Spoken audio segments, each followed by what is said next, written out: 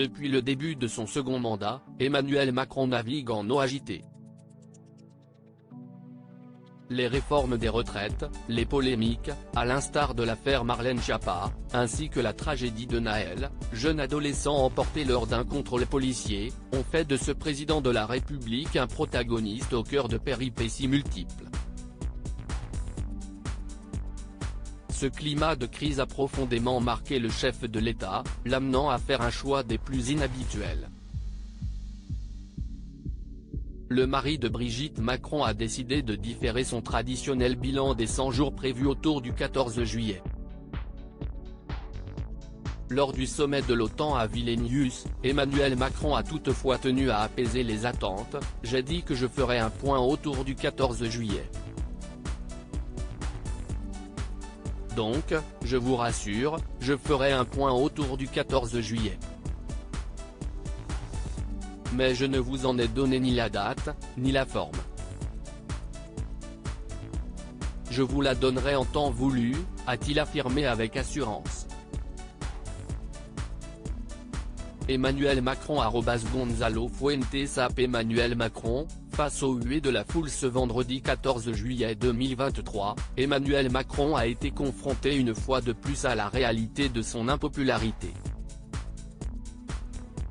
Alors qu'il défilait devant la foule, le président de la République a été sévèrement hué. Malgré cela, le chef de l'État est resté imperturbable, saluant avec détermination les milliers de spectateurs présents.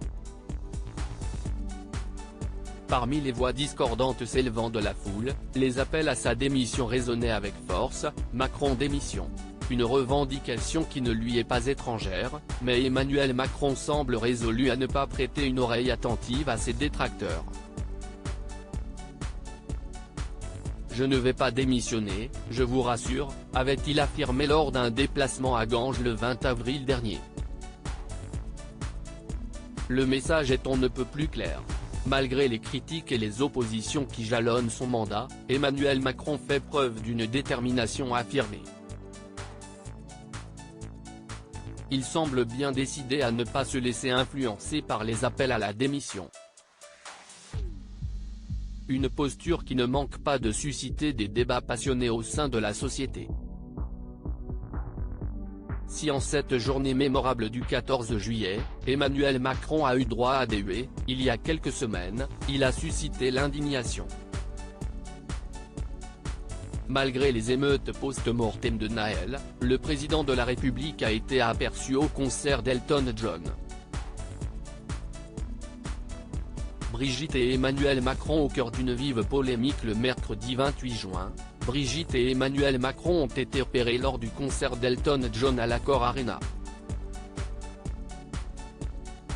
Cet événement revêtait une signification particulière pour les fans français, puisqu'il s'agissait de la dernière représentation de l'artiste britannique en France. L'artiste avait décidé de se retirer de la scène après sa tournée mondiale.